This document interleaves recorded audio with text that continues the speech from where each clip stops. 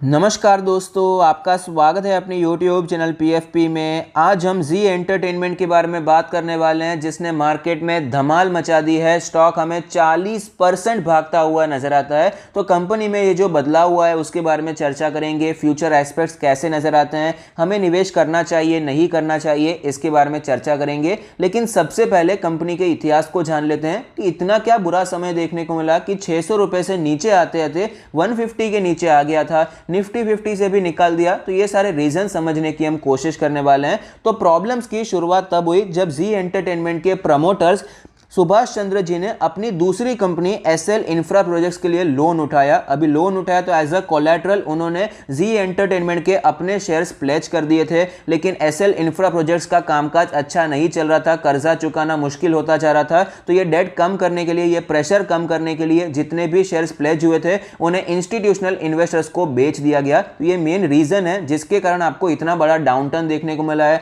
बाकी इसका market share भी रिड्यूस होता जा रहा था। इसके अलावा एक और प्रॉब्लम थी, जी एंटरटेनमेंट ने डिश टीवी के साथ इंटर कॉर्पोरेट डिपॉजिट्स रखे थे, तो वो भी राइट ऑफ करना पड़ा। वो भी एक बड़ा अमाउंट था, 500 करोड़ का अमाउंट था। तो बेसिकली प्रमोटर्स ने अपने जो शेयर्स थे प्लेज करके दूसरी कंपनी के लिए पैसे उधार लिए थे। वो कंपनी अच्छा परफॉर्म नहीं कर रही थी, इसीलिए जी एंटरटेनमेंट के शेयर में भी आपको भारी गिरावट देखने को मिली और ओवरऑल आपको स्टॉक अंडर परफॉर्म करता हुआ नजर आया है। ये तो हो गया कंपनी का इतिहास जिसके कारण स्टॉक में गिरावट देखने को मिली। अब वर्तमान स्थिति के बारे में बात करें तो Invesco developing market funds and OFI global China fund, जो कि जी एंटरटेनमेंट के बड़े शेयर होल्डर्स हैं, वो चाहते हैं कि पुनीत गोयनका जी, जो कि सुभाष चंद्र जी के बेटे हैं, उनको कंपनी में से निकाल दिया जाए। अब तक वो कंपनी चला रहे थे, लेकिन ये बड़े शेयर होल्डर्स चाहते हैं कि इनको निकाल दिया जाए। और भी कुछ मेंबर्स हैं जिनको निकालना चाहते हैं। अभी प्रमोटर के पास ज्यादा स्टेक नहीं है, 5% के कम का स्टेक है। तो जो भी बड़े शेयर होल्डर्स कहते हैं वो करना नेसेसरी हो जाता है और ये चाहते हैं कि नया फ्रेश मैनेजमेंट आना चाहिए, जिससे ये पूरा कॉर्पोरेट गवर्नेंस का इशू पीछे रह जाएगा और कंपनी में अच्छी ग्रोथ दिखाई पड़ सकती है। एनालिस्ट का मानना है कि फंडामेंटली स्टॉक अभी स्ट्रॉन्गर नजर आता है, क्योंकि जो मेन रीजन था स्टॉक में, प्रॉब्लम थी जो स्टॉक में, वो था कॉर्पोरेट गवर्नेंस का इशू, वो पीछे रहता हुआ नजर आता है। इसलिए वैल्यूएशन भी स्टॉक में अट्रैक्टिव नजर आते हैं। ऐसा नहीं है कि सिर्फ और सिर्फ कॉर्पोरेट गवर्नेंस की वजह से स्टॉक में गिरावट देखने को मिली थी। इसका मार्केट शेयर भी कम होता जा रहा था, लेकिन मार्केट शेयर कम होने की वजह से जितनी गिरावट होनी चाहिए उससे कहीं ज्यादा गिरावट हो गई है। उसका रीजन कॉर्पोरेट गवर्नेंस है। तो ये इशू अभी खत्म होता हुआ नजर आता है। जी एंटरटेनमेंट का जो लॉन्ग स्टैंडिंग मार्केट पोजीशन है, इनकी जो ब्रांड इक्विटी है, एक यूनिक पोजीशन में ओटीटी प्लेटफॉर्म्स का जो हाई ग्रोथ पोटेंशियल है उसे ये कैप्चर कर सकते हैं। डिजिटल ट्रांजिशन होता हुआ नजर आ सकता है। तो एक अच्छी ग्रोथ आपको फ्यूचर में जी एंटरटेनमेंट में दिखाई पड़ सकती है। लेकिन ऐसा नहीं है सब कुछ ग्रोथ एकदम मक्खन के जैसा होने वाला है। यहाँ पर भी आपको कैपिटल बहुत ज़्यादा यूज़ करना पड़ता है। ये चेंजेस करने के लिए, डिजिटल बिजनेस में आने के लिए ऑफकोर्स आपको चैलेंजेस देखने को मिलने वाले हैं, लेकिन अपॉर्चुनिटी भी काफ़ी ज़्यादा बड़ी नजर आती है। ये एक रीज़न हो सकता है कि एफआईआईज इतने ज़्यादा यहाँ पर इंटरेस्टेड नजर आते हैं। एफआईआईज का जो शेयर होल्डिंग पैटर्न है वो काफ़ी ज़्यादा नजर आता है। 40% प्लस यहाँ पर एफआईआईज की होल्डिंग हमें दिखाई पड़ती है। तो जो मेन इशू था वो अभी पीछे रह चुका है। तो यहाँ पर स्टॉक में आपको री रेटिंग एक्सपेक्ट करनी चाहिए। री रेटिंग का मतलब है कि अभी इन्वेस्टर इससे महंगे प्राइस पर भी खरीदने के लिए तैयार हो सकते हैं। इसके जो टारगेट्स है आपको बेहतर नजर आ सकते हैं। सिंपल मैं आपको एग्जांपल देता हूं। सपोज कोई स्टॉक है जहां पर बहुत सारी प्रॉब्लम्स देखने को मिल रही है। सपोज उसका पी रेशियो फिलहाल 10 का चल रहा है, उसे कोई खरीदना ही नहीं चाहता है क्योंकि कंपनी में ही प्रॉब्लम चल रही है। अभी सपोज वो जो मेन प्रॉब्लम थी वो प्रॉब्लम अगर खत्म हो गई है तो इन्वेस्टर अभी 10 के पी रेशियो की जगह पर 20 के पी रेशियो पर भी खरीदने को तैयार होंगे, क्योंकि अभी यहां पर प्रोबेबिलिटी ज्यादा है कि आपको कंपनी में ग्रोथ नजर आ सकती है। तो बेसिकली यहां पर ऐसा री रेटिंग टाइप की सिचुएशन भी आपको स्टॉक में नजर आ सकती है।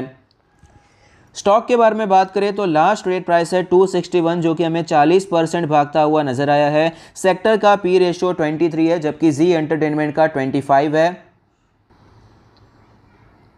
25,000 करोड़ की मार्केट कैप है। 0.96% का डिविडेंड यील्ड है। 32% का एवरेज डिलीवरी परसेंटेज हमें दिखाई पड़ता है। फाइनेंशियल ट्रेंड के बारे में बात करें तो आप देख पाएंगे रेवेन्यू तो आपको ऑलमोस्ट सिमिलर दिखाई पड़ते हैं, लेकिन प्रॉफिट में लगातार गिरावट देखने को मिली है। तो जैसे कि मैंने कहा कि सिर्फ कॉर्पोरेट गवर्नेंस का इशू नहीं था, बाकी भी आपको ऑफकोर्स यहाँ पर प्रॉब्लम्स दिखाई पड़ती है।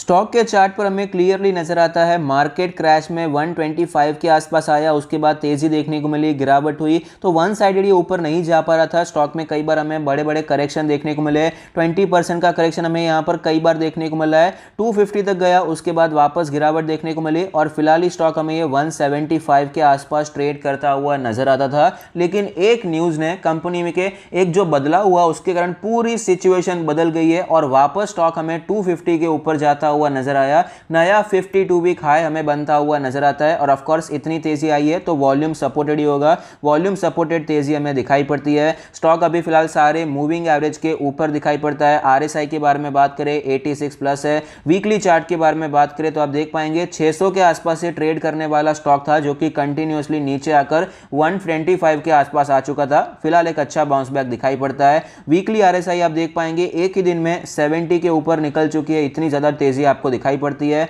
मंथली चार्ट पर देखें तो मंथली आरएसआई आप देख पाएंगे ऊपर जाती हुई नजर आती है, 40 से टच करके हमें ये 52 पर जाती हुई नजर आई है।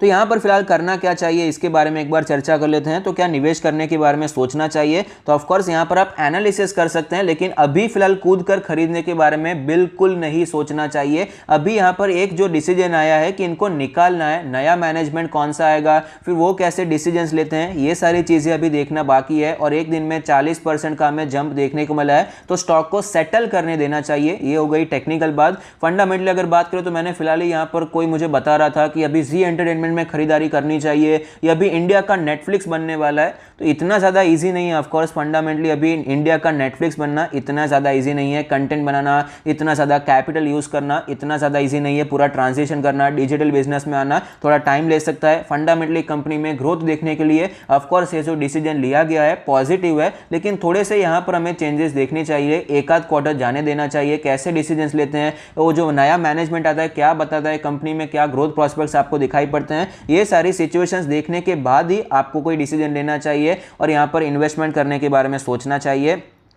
टेक्निकली अगर बात करें तो टेक्निकली तो क्लियरली ये स्टॉक आपको बुलिश नजर आता है। मंथली चार्ट पर हम देखें तो आप देख पाएंगे बुलिश एनगल्फिंग पैटर्न आपको पता होगा, जो पिछली कैंडल होती है उसे पूरा कवर कर लेती है। तो ये कैंडल आप देखिए इतनी बड़ी है कि पिछले कई महीनों की कैंडल आपको कवर होती हुई नजर आती है। तो क्लियरली मार्केट यहाँ पर जो जी एंटरटेनमेंट का शेयर है आपको बुलिश नजर आता है। यहाँ पर आप खरीदारी करने के बारे में सोच सकते हैं, लेकिन अगर आप सिर्फ ट्रेड कर रहे हैं तो ठीक है। बाकी यहाँ पर इन्वेस्टमेंट करने के लिए अभी आपको सोचना चाहिए, थोड़ा सा वेट करना चाहिए, कंपनी में थोड़े से और डेवलपमेंट आ जाए, कुछ और न्यूज है कि आगे ग्रोथ प्रोस्पेक्ट्स क्या चल रहे हैं, उसके बाद ही निवेश कीजिए। और ट्रेड करने भी मेरे हिसाब से तो ऐसे जो इतनी ज्यादा तेजी आती है ऐसे स्टॉक्स में ट्रेड करने से भी बचना चाहिए, क्योंकि जनरली ये जो स्टॉक्स होते हैं एक थोड़े टाइम के लिए बहुत ज्यादा वॉलेटाइल हो जाते हैं और इसमें गैप्स भी बहुत आते हैं, gap up opening, gap down opening, ये सब भी बहुत कुछ हो सकता है। तो फिलहाल के लिए स्टॉक को रेस्ट करने देना चाहिए, सेटल करने देना चाहिए, उसके बाद ही आपको कोई डिसीजन लेना चाहिए। तो अगर आपको ये वीडियो अच्छा लगता है तो प्लीज कोई फीडबैक दीजिए। Thank you, stay happy, happy investing.